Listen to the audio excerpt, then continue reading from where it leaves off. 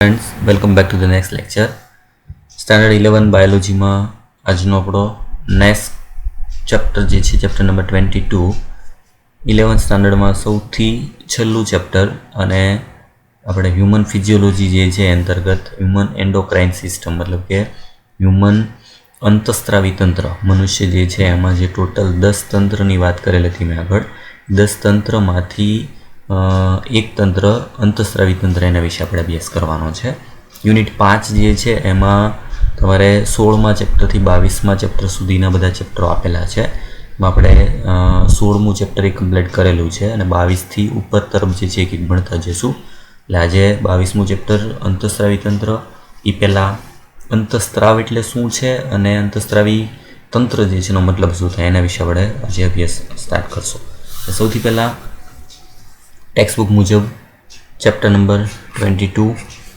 રાસાયણિક સહનિયમન અને સંકલન સૌથી પહેલાં શબ્દનો અર્થ સમજી લઈએ સૌથી પહેલો શબ્દ આપેલો છે રાસાયણિક તમને ખબર હોય કે શરીરમાં કોઈ પણ પ્રકારનું નિયંત્રણ કે નિયમન કરવું હોય તેના માટેના મુખ્ય બે તંત્ર આવેલા છે આપણે સાદી ભાષામાં સમજીએ બરાબર કોઈ પણ પ્રકારનું નિયંત્રણ કરવાનું હોય અથવા તો નિયમન કરવાનું નિયમન અને નિયંત્રણનો અર્થ સમજાવી દો પહેલાં નિયંત્રણ કરવું એનો મતલબ કે કોઈ પણ પ્રક્રિયા છે એને વધી જાય તો ઘટાડવી ઘટી જાય તો વધારવી એ જે દર જે છે એને કહેવાય નિયંત્રણ કંટ્રોલ નિયમન એટલે રેગ્યુલેશન નિયમનનો મતલબ શું શરીરમાં એકસાથે હજારો ક્રિયાઓ થાય છે આ બધી ક્રિયાઓને એક સાથે પોતાના જે દર હોય દરે ચાલતી રહેવા દેવી એટલે તો આમાં શબ્દ વધારે લાગે સહનિયમન સહનિયમન એટલે સાથે નિયમન કરો આ નિયંત્રણ અને નિયમન બંને પ્રક્રિયા કરવા માટે શરીરમાં મુખ્ય બે તંત્ર આવેલા છે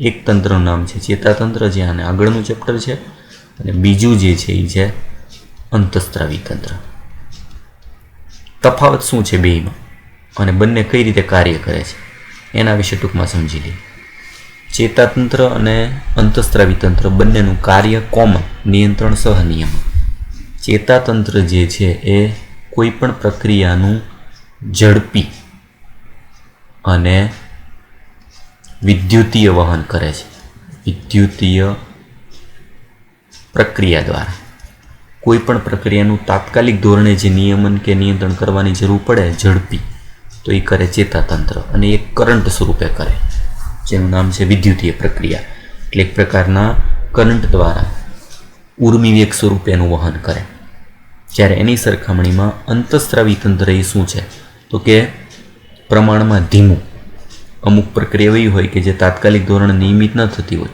દાખલા તરીકે શરીરમાં શુગર વધી ગયું છે ગ્લુકોઝ વધી જાય તો કે તાત્કાલિક ધોરણે સીધું ઘટી ના જાય ધીમે ધીમે એની પ્રક્રિયાઓ થાય એ પ્રમાણે એનો ઘટાડો થાય ધીમું અને આ રાસાયણિક વહન છે રાસાયણિક નિયમન છે રાસાયણિક નિયમન કઈ રીતે તો કે સહનિયમન નિયંત્રણ કરવા માટે અંતસ્ત્રાવી તંત્રમાં કેટલાક એવા રસાયણો જે છે એ ધીમી પ્રક્રિયા દ્વારા શરીરની ક્રિયાઓનું નિયમન કરે સહનિયમન એટલે સાથે બધી ક્રિયાઓને ચાલતી રહેવા દેવી એના દરમાં સંકલન કરવું ઇન્ટિગ્રેશન કરવું સંકલન કરવાનો મતલબ એ પ્રક્રિયાઓના દરને જાળવી રાખવો એને વધવા ન દેવો એને ઘટવા ન દેવું બરાબર અને એકબીજાની પ્રક્રિયાઓ સામસામે નડે નહીં એકબીજાને એને કહેવાય સહનિયમન આવા બંને નિયમન કરવા માટે શરીરમાં આવેલા કેટલાક રસાયણો એ રસાયણોનું નામ છે અંતસ્ત્રાવો બરાબર એટલે આ તંત્રનું નામ આપ્યું અંતસ્ત્રાવી તંત્ર એટલે નામ આપ્યું છે રાસાયણિક જે છે સહનિયમન અને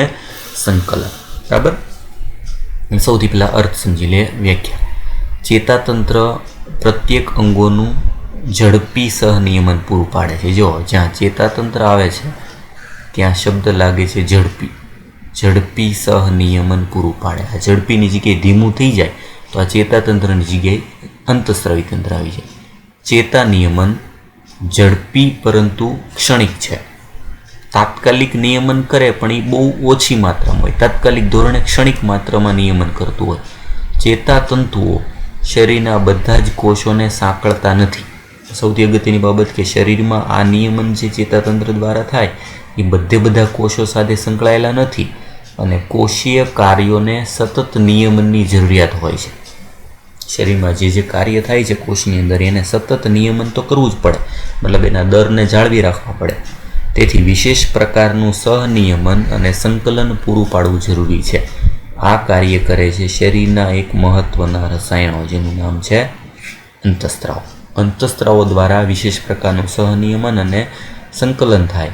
ચેતાતંત્ર અને અંતઃસ્ત્રાવી તંત્ર સંયુક્ત રીતે, મતલબ બંને સાથે મળી અને શરીરના દેહધાર્મિક કાર્યોનું સહનિયમન અને નિયમન કરે છે. કંટ્રોલ કરવું અને રેગ્યુલેશન કરવું, બરાબર. આ જે છે પ્રકારનું થાય રેગ્યુલેશન. તો બંનેનો અર્થ ગુજરાતી પ્રમાણે તો સરખો જ લઈ શકાય. રેગ્યુલેશન કરવું અને કંટ્રોલ કરવું, આ બંને જે છે એ બંનેનો અર્થ અલગ પડે. બંને સહનિયમન પ્રક્રિયાઓ સાથે ચાલવા દેવી, નિયમન મતલબ એના દરને જાળવી રાખવો, વધારવું, ઘટાડો જે છે જે પ્રમાણે જરૂર પડે એ પ્રમાણે ફેરફાર કરવો. એટલે ખાસ ફરક શું છે? ચેતાતંત્ર ઝડપી અને ક્ષણિક પ્રક્રિયા છે, બહુ ઓછા સમયમાં તાત્કાલિક રિસ્પોન્સ આપે. જ્યારે અંતઃસ્ત્રાવી તંત્ર જે છે, બરાબર, એ ઝડપી નથી, ધીમું છે અને લાંબા ગાળાની પ્રક્રિયા છે. બંનેનું કાર્ય નિયમન કરવાનું તો છે જ, બરાબર. હવે અર્થ એનો, અંતઃસ્ત્રાવી ગ્રંથિઓ અને અંતઃસ્ત્રાવ. શરીરમાં કઈ કઈ અંતઃસ્ત્રાવી ગ્રંથિઓ છે અને એમાં રહેલા અંતઃસ્ત્રાવ, અંતઃસ્ત્રાવી ગ્રંથિ અને બહિસ્ત્રાવી ગ્રંથિ, પહેલાં તો બે પ્રકાર.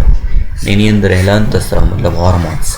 હોર્મોન્સ જે છે એનો મતલબ શું છે એનો અર્થ આપેલો. બીજો સૌથી પહેલો, અંતઃસ્ત્રાવી ગ્રંથિઓ નલિકાઓ ધરાવતી નથી. આ સૌથી મેઇન તફાવત. ગ્રંથિઓ બે પ્રકારની હોય. એક પ્રકાર છે બહિર્સ્ત્રાવી ગ્રંથિ, આગળ પણ કીધું છે મેં પાચનતંત્રમાં, બહિર્સ્ત્રાવી ગ્રંથિ. અને બીજો પ્રકાર છે અંતઃસ્ત્રાવી ગ્રંથિ. જે અંતઃસ્ત્રાવી ગ્રંથિ છે એમાં નલિકાઓ હોતી નથી, નલિકા વિહીન. જ્યારે બહિસ્ત્રાવી ગ્રંથિ જે છે એ છે નલિકામય, મતલબ એમાંથી ઉત્પન્ન થતા બહિસ્ત્રાવ હોય એના માટે નલિકા આવેલી હોય. જેમ કે સ્વાદુરસ હોય તેના માટે સ્વાદુપિંડ નલિકા હોય, પિત્તરસ હોય તેના માટે યકૃત નલિકા હોય. અંતઃસ્ત્રાવી ગ્રંથિમાંથી જે અંતઃસ્ત્રાવ મુક્ત થાય એમાં કોઈ નલિકા હોતી નથી. એટલે આ મુખ્ય તફાવત, બરાબર. આ શું થશે કે નલિકા રહિત ગ્રંથિઓ, આથી તેમને નલિકા રહિત ગ્રંથિઓ તરીકે પણ ઓળખી શકાય. સૌથી મેઇન મુખ્ય તફાવત, જે ગ્રંથિઓમાં નલિકા ન હોય, બરાબર, કોઈ નળી જ ન હોય વહન કરવા માટેની, એની કહેવાય અંતઃસ્ત્રાવી ગ્રંથિઓ. તેઓના અંતઃસ્ત્રાવો, તેઓના સ્ત્રાવને અંતઃસ્ત્રાવો કહે છે. આ ગ્રંથિમાંથી ઉત્પન્ન થતા રસાયણનું નામ આપ્યું અંતઃસ્ત્રાવ. પારંપરિક વ્યાખ્યા પ્રમાણે અંતઃસ્ત્રાવો એ અંતઃસ્ત્રાવી ગ્રંથિ દ્વારા નિર્માણ પામતા અને રુધિરમાં મુક્ત થતા વહન પામી દૂરના લક્ષ્યાંગોને અસર કરતા રસાયણો છે. જો અંતઃસ્ત્રાવી ગ્રંથિની સૌથી અગત્યની ખાસિયત શું છે? જો તો મહત્વની ખાસિયત એ છે કે અંતઃસ્ત્રાવો જે જગ્યાએથી મુક્ત થતા હોય, દાખલા તરીકે આ છે અંતઃસ્ત્રાવી ગ્રંથિ. અંતઃસ્ત્રાવી ગ્રંથિમાંથી મુક્ત થાય અંતઃસ્ત્રાવ. અંતઃસ્ત્રાવ મુક્ત થાય એનું વહન કરવા માટેની નળી તો નથી, તો અંતઃસ્ત્રાવ શું કરશે? તો કે અંતઃસ્ત્રાવ સીધો રુધિરમાં ભળે. રુધિરમાં ભળે, રુધિર દ્વારા વહન પામે, ને વહન પામી અને લક્ષ્ય અંગમાં અસર કરે. આમાં મહત્વની એક નોંધવા જેવી બાબત શું છે? જો તો કે અંતઃસ્ત્રાવ જે જગ્યાએથી મુક્ત થાય છે, એટલે કે એની અંતઃસ્ત્રાવી ગ્રંથિ જે જગ્યાએ આવેલી હોય ત્યાં એનું કાર્ય નથી. જ્યાં એનું કાર્ય હોય ત્યાં એનો સ્ત્રાવ ન થતો હોય. મતલબ કે અંતઃસ્ત્રાવનું ઉત્પાદન સ્થાન અથવા બંને જે છે એનું નિર્માણ સ્થાન કે એનું વહન, અંતઃસ્ત્રાવ જે છે એનું સ્ત્રાવી સ્થાન, જે જગ્યાએથી અંતઃસ્ત્રાવનો સ્ત્રાવ થતો હોય, સ્ત્રાવી સ્થાન અને એનું કાર્યસ્થાન બંને જુદા હોય છે. કોઈ પણ અંતઃસ્ત્રાવી ગ્રંથિ જે છે જ્યાં આવેલી હોય ત્યાં એનું કાર્ય નથી. આ એની ખાસિયત છે. દાખલા તરીકે, ઉદાહરણ તરીકે પિનિયલ ગ્રંથિ અથવા પિટ્યુટરી ગ્રંથિ એ મગજમાં આવેલી છે, પણ એનું કાર્ય મગજમાં નથી, એનું કાર્ય શરીરના બીજા જગ્યાએ છે. જે અંતઃસ્ત્રાવી ગ્રંથિ જ આવેલી છે ત્યાંથી એનું કાર્ય બીજી જગ્યાએ હોય, સ્વાભાવિક છે કે અંતઃસ્ત્રાવને ત્યાંથી બીજી જગ્યાએ જવું પડે. એ વહન થવા માટે ક્યાં ભળશે? રુધિરમાં. રુધિરમાં સીધા જ ભળે. એના વહન કરવા માટે કોઈ નળી નથી, સીધા રુધિરમાં ભળે, વહન પામે અને ત્યાં જઈને એનું કાર્ય કરે. એટલે મહત્ત્વનું શું છે કે જે જગ્યાએ અંતઃસ્રાવી ગ્રંથિ નિર્માણ પામે, રુધિરમાં મુક્ત થાય, વહન પામે અને દૂરના લક્ષણો, જો શબ્દ આપ્યો દૂરના, મતલબ જ્યાં અંતઃસ્રાવી ગ્રંથિ છે ત્યાં એનું કાર્ય નથી, ત્યાંથી દૂર જશે અને દૂર જઈને ત્યાં અસર કરતા એક પ્રકારના રસાયણ. બરાબર. વર્તમાન વ્યાખ્યા પ્રમાણે આ વ્યાખ્યા મહત્વની છે. વ્યાખ્યા શું છે? જો અંતઃસ્ત્રાવો આંતરકોષીય સંદેશાવાહકો તરીકે વર્તે છે. આંતરકોષીય એટલે કોષોની વચ્ચે વહન પામતા સંદેશાવાહકો છે, મેસેન્જર છે એક પ્રકારના, અને ઓછી માત્રામાં ઉત્પન્ન થતા. એની માત્રા ખૂબ ઓછી હોય પણ એનું મહત્વ ખૂબ વધારે છે. બિન પોષક રસાયણો છે, એનાથી કોઈ પોષણ મળતું નથી. આ ખાસ અગત્યનું. અંતઃસ્ત્રાવી જે છે ગ્રંથિઓમાંથી મુક્ત થતા રસાયણો, અંતઃસ્ત્રાવો આંતરકોષીય સંદેશાવાહકો મેસેન્જર છે, ઓછી માત્રામાં મુક્ત થાય છે અને બિન પોષક રસાયણો છે, એમાંથી પોષણ નથી મળતું, કોઈ પોષણ નથી મળતું પણ એક પ્રકારનું મેસેજ પૂરો પાડતા રસાયણ છે જે એક જગ્યાએથી અંતઃસ્રાવી ગ્રંથિથી મુક્ત થાય અને લક્ષાંગો સુધી વહન પામે, સીધા રુધિરમાં ભળે, કોઈ નળી હોતી નથી. નવી વ્યાખ્યા સુયોજિત અંતઃસ્રાવી ગ્રંથિ દ્વારા સ્ત્રવતા અંતઃસ્ત્રાવો ઉપરાંત તે ઘણા નવા અણુઓને પણ આવરે છે. અત્યારની વ્યાખ્યા પ્રમાણે અંતઃસ્રાવી ગ્રંથિઓમાંથી જે અંતઃસ્રાવો મુક્ત થાય છે એની સાથે સાથે એણે બીજા ઘણા નવા અણુઓ પણ એમાં આવરી લીધેલા છે. અપૃષ્ઠવંશી પ્રાણીઓ જે નિમ્ન કક્ષાના પ્રાણીઓ કહેવાય, એમાં થોડાક જ અંતઃસ્રાવો ધરાવતું સરળ અંતઃસ્રાવી તંત્ર હોય, જ્યારે જટિલ જે પૃષ્ઠવંશી પ્રાણીઓ છે એમાં મોટી સંખ્યામાં રસાયણો અંતઃસ્રાવો તરીકે વર્તી અને સહનિયમન પ્રદાન કરે છે. આ બધા પ્રાણીઓમાં આપણે અંતઃસ્રાવી તંત્ર નથી ભણવાનું, આપણે ભણવાનું છે મુખ્ય માનવ અંતઃસ્રાવી તંત્ર, જે આપણે વર્ણન કરવાનું છે. માનવ અંતઃસ્રાવી તંત્રમાં મનુષ્યમાં કઈ કઈ અંતઃસ્રાવી ગ્રંથિઓ છે, એના અંતઃસ્રાવો કયા કયા છે, દરેકનું કાર્ય શું છે અને એ ન ઉત્પન્ન થાય તેનાથી થતા રોગો કયા કયા છે, એના વિશે આપણે ભણવાનું છે આજે. ખાસ ઇમ્પોર્ટન્ટ, અંતઃસ્રાવી ગ્રંથિ નલિકા વિહીન હોય. ખાસ આ ગ્રંથિ જે છે એના અંતઃસ્રાવો રુધિરમાં સીધા વહન પામે, એ આંતરકોષીય સંદેશાવાહકો છે, બિન પોષક રસાયણો છે અને એની માત્રા ખૂબ જ ઓછી હોય. બરાબર. આ ખાસ ઇમ્પોર્ટન્ટ યાદ રાખવાનું છે કારણ કે બંનેનો તફાવત, બહિસ્ત્રાવી નલિકાવાળી હોય, અંતઃસ્રાવી નલિકા વિહીન હોય. એના પછી મુખ્ય માનવ અંતઃસ્રાવી તંત્ર, હ્યુમન એન્ડોક્રાઇન સિસ્ટમ. મનુષ્ય અંતઃસ્રાવી તંત્રમાં કયા કયા અંતઃસ્રાવી ગ્રંથિનો સમાવેશ થાય છે એના નામ. અંતઃસ્રાવી ગ્રંથિઓ શરીરના વિવિધ ભાગોમાં સ્થાન પામેલ પેશીઓ કે કોષોનો સમૂહ છે જે અંતઃસ્રાવ ઉત્પન્ન કરે છે. આ બધી અંતઃસ્રાવી ગ્રંથિઓ અંતઃસ્રાવી તંત્ર બનાવે છે. કેટલી અંતઃસ્રાવી ગ્રંથિઓ મનુષ્યમાં છે? જો સૌથી પહેલું પિટ્યુટરી, પિનિયલ, થાઇરોઇડ, એડ્રિનલ, સ્વાદુપિંડ, પેરાથાઇરોઇડ, થાઇમસ, જનનપિંડો, મતલબ કે પુરુષમાં શુક્રપિંડ, સ્ત્રીઓમાં અંડપિંડ. આપણા શરીરમાં આવેલ આયોજિત અંતઃસ્રાવી કાર્યો છે અથવા તો રચનાઓ છે. ટોટલ કેટલી? તો 10. મનુષ્યમાં ટોટલ 10, નર અને માદા જાતિમાં લઈએ તો 9. બરાબર. એટલે દરેકે દરેક ગ્રંથિ જે છે એના નામ પ્રમાણે જોઈએ. બરાબર. તો સૌથી પહેલું પિટ્યુટરી, બીજી આવશે પિનિયલ, ત્રીજી આવશે થાઇરોઇડ, ચોથી પેરાથાઇરોઇડ, પાંચમી એડ્રિનલ, છઠ્ઠી સ્વાદુપિંડ, સાતમી થાઇમસ,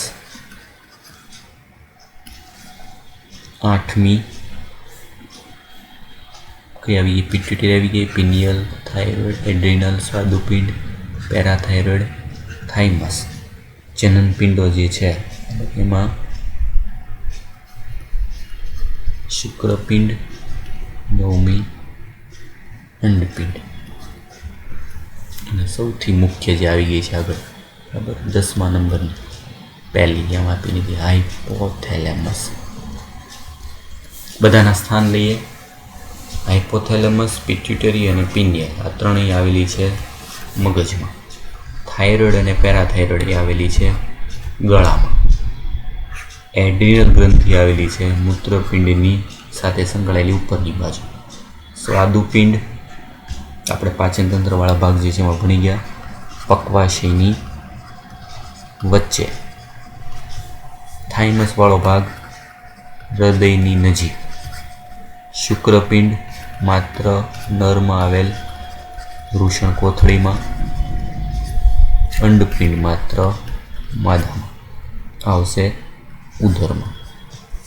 એટલે આમ મનુષ્યમાં કુલ ગ્રંથિ, મનુષ્યમાં આવેલ કુલ અંતસ્ત્રાવી ગ્રંથિ, મનુષ્યમાં આવેલ કુલ અંતસ્ત્રાવી ગ્રંથિઓ ટોટલ કેટલી થશે? 10.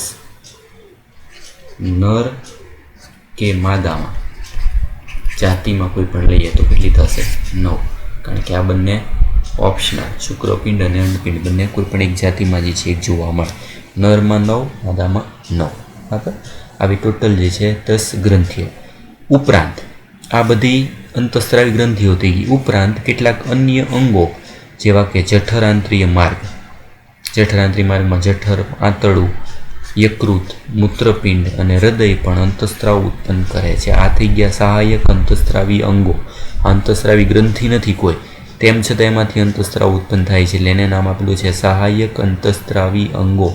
નીચેના વિભાગમાં આપણે શરીરની બધી અંતસ્ત્રાવી ગ્રંથિ, હાઇપોથેલેમસની રચના અને કાર્યનો અભ્યાસ આપણે કરશું. બરાબર. એટલે પેલા એક આકૃતિ આપેલી છે જો ટેક્સ્ટબુક પ્રમાણે. હાઇપોથેલેમસ જે છે એમાંથી ટોટલ અંતસ્ત્રાવો મુક્ત થાય છે બે અંતસ્ત્રાવો.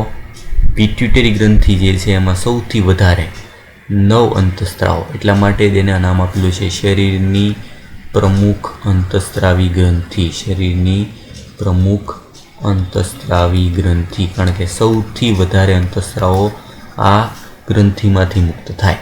પિનિયલ ગ્રંથિ 1 અંતસ્ત્રાવ.